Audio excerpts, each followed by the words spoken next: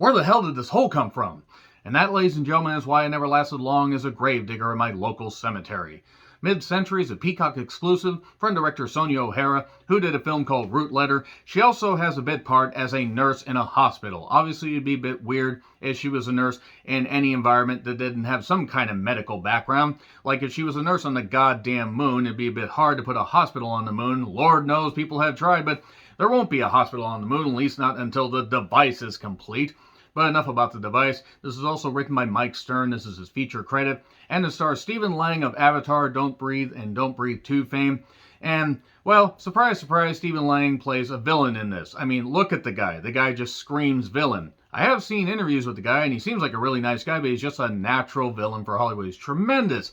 Just great at playing a bad guy. He's the bad guy, as opposed to the bad guys, that animated movie that wasn't any good. Enough about that. This stars Shane West, who is in another Peacock exclusive movie, Escape the Field. Oh boy. And I thought League of Extraordinary Gentlemen was a bad film for him, and he's already churned out 2 films this year. Oh, God. Man, he's pretty much just taking any goddamn thing, or almost going the Nicolas Cage route, except Nicolas Cage achieved a lot of success, and Shane West seems like he seems like he could be a good actor, and then he's in stuff like this.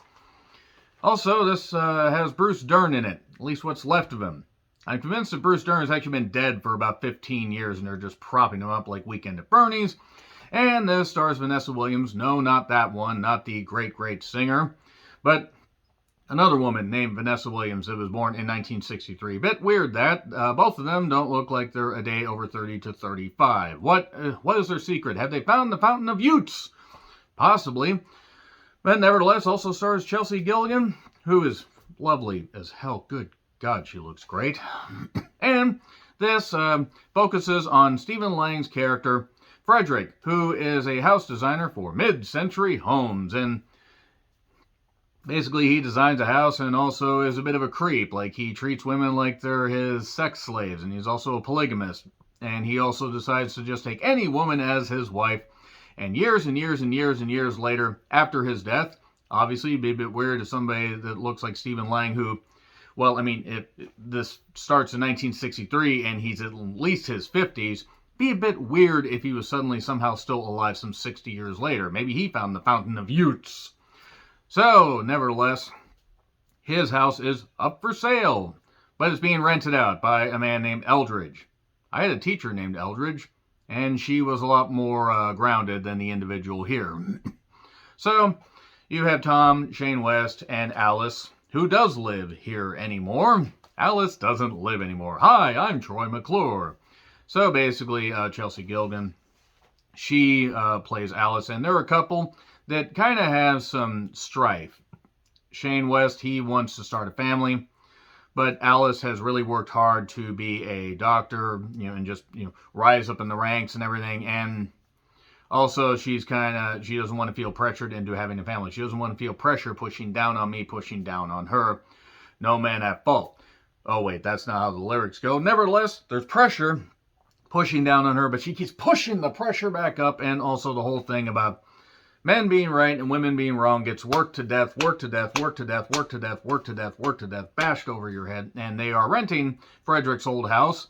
But it turns out there's a bunch of secrets buried in the backyard and some weird, spooky stuff going on that continues to get revealed as we peel back the rice paper layers on this non-existent onion, because this plot is both simple and incomprehensible at the same time. It is like they took a bunch of cliches from horror movies, possession, demons, or, weird ghost stuff and weird time jumps and all that and everything, and just threw it in the blender, and then took more cliches from other horror movies and just threw everything in there. And yeah, the plot is extremely simple, but it also jumps around, jumps up and get down.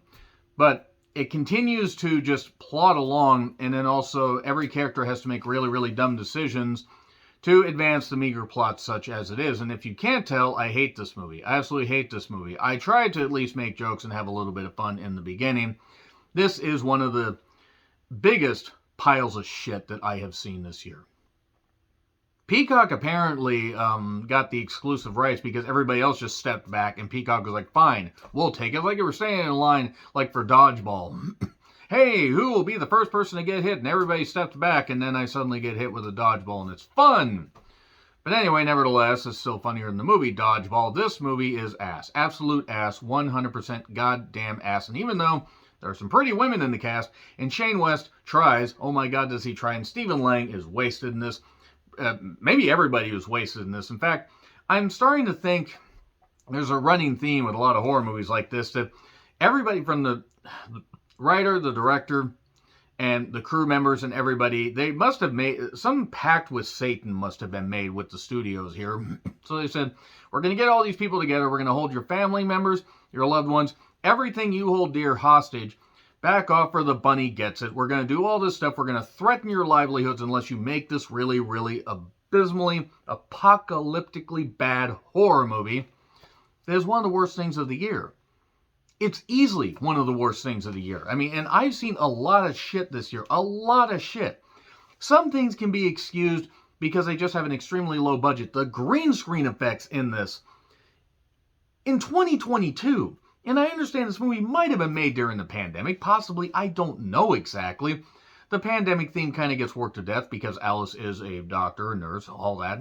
And she's trying to make it in a man's world.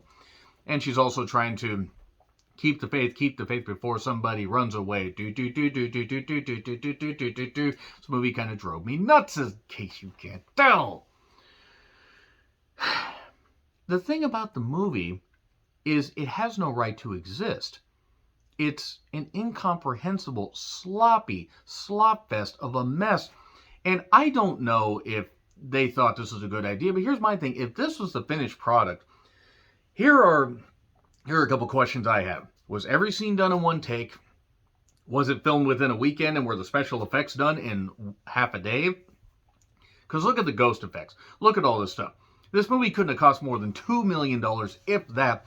And half of that budget probably went to just say, hey, come film for a couple days and that's it. Stephen Lang isn't in this much at all. Bruce Dern, what's left of him, isn't in it much at all. It relies on Shane West, who's a capable actor. He's proven himself to be a capable actor. But you can only do so much in slop like this. And we have this stuff with these cops. They're stupid. Well, one isn't stupid, but this other one's really stupid. The one female cop is, whose name escapes me right now. She's lovely. Let's put her in more stuff better than this. And then we'll have stuff happen and it's like, oh, we have to backtrack on this plot that isn't all that deep anyway. And, oh, this is what happened. Oh, now we need to feel that there's this character arc going and we need to feel bad for this person that really had no redeeming qualities to begin with and still doesn't. But we got to root for somebody. And then we got to root for this and then we got to realize that, oh, yeah, we need to do another rental property type thing. Where, unlike Barbarian, I'm not going to spoil Barbarian for anybody that hasn't seen it, but that dealt with the whole rental property thing properly. Property-ly, as it were. That really didn't work at all. They did something good with it and actually expanded on and had fun. This movie isn't fun. It is going to, there's a possible overarching thing about, a ritual that must take place and all this horrible shit's taking place. And my God, the apocalypse is upon us now. The apocalypse is just witnessing this movie, witnessing this goddamn slop fest. And look, I'm going to be as nice as I can. I hope the writer does get to do other things. I really, really, really hope that they are they are capable of doing something other than this, because every scene, it seems like every actor was locked in an isolated chamber and then were released just long enough to film the scenes. They were put back in and then everybody would just come out and do this. And so they had no cohesion. Nobody seemed like they understood how to interact with any other humans. And given some of the ghostly connotations of this, it makes sense.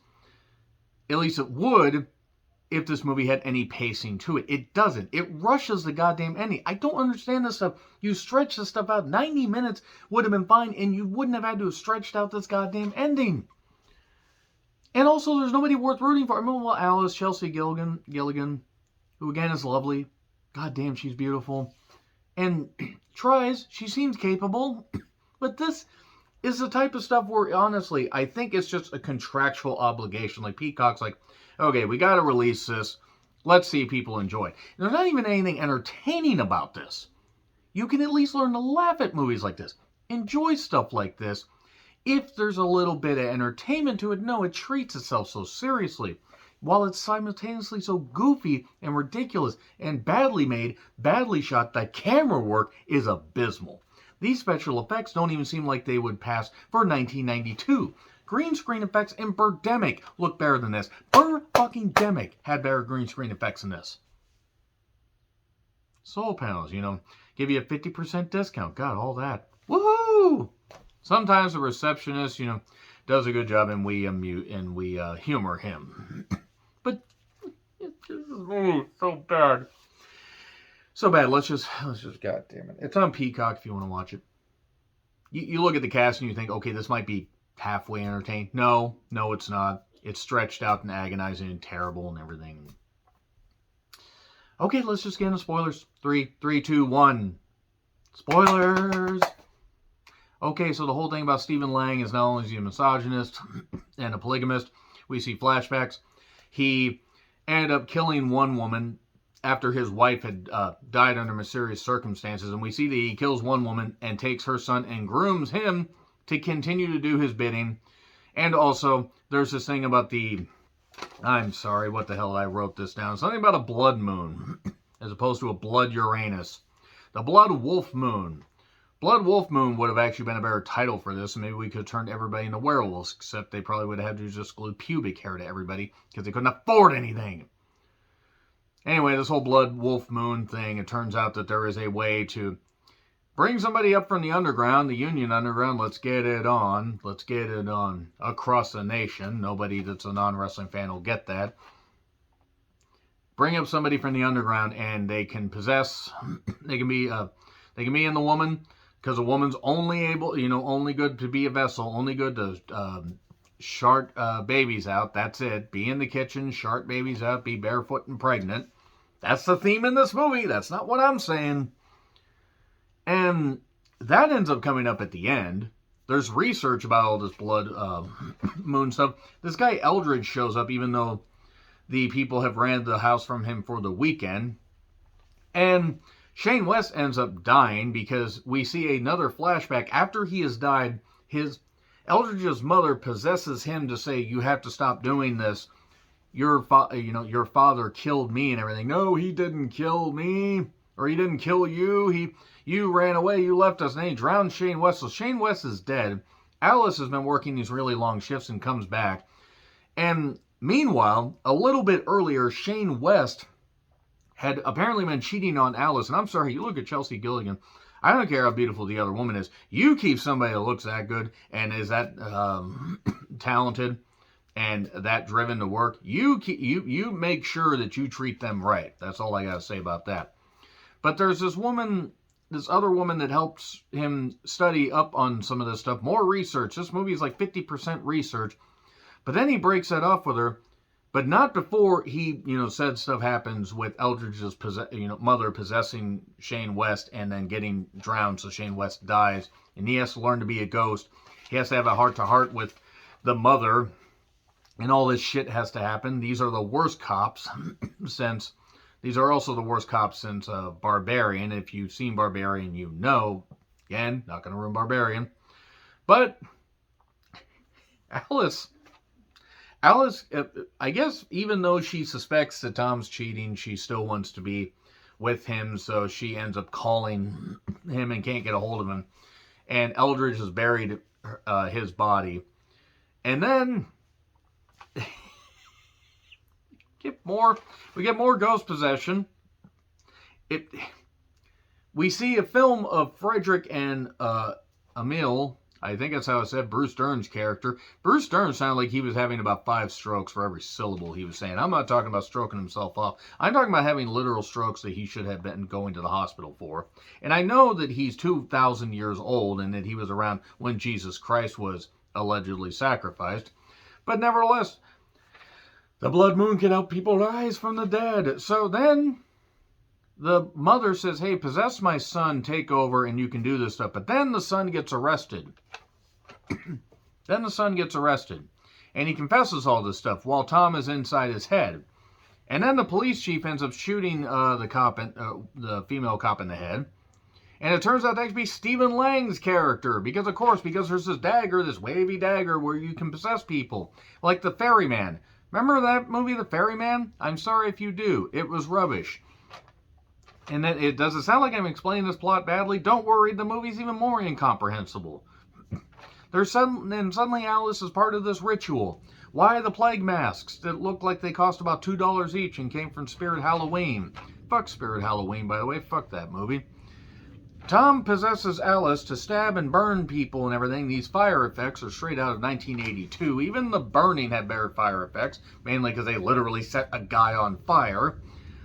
And Stephen Lang's like, I'm going to be around here forever. And then Alice says, your time's up, motherfuckers. Stabs him in the head with the glass.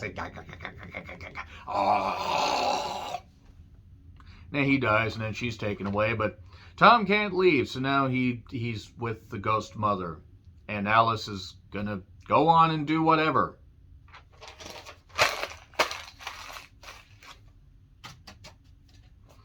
Yeah. That's about all I got out of that, folks. F. A lot of F-grade movies this year. Sometimes I seek some of this stuff out. Sometimes I think I can find entertaining. Sometimes I think some of the stuff that I think is going to be shit turns out to actually be halfway decent. Some of it exceeds my expectations. And some can't even meet my expectations when they're in the Earth's fucking core. Fuck everybody that thought this was a good idea.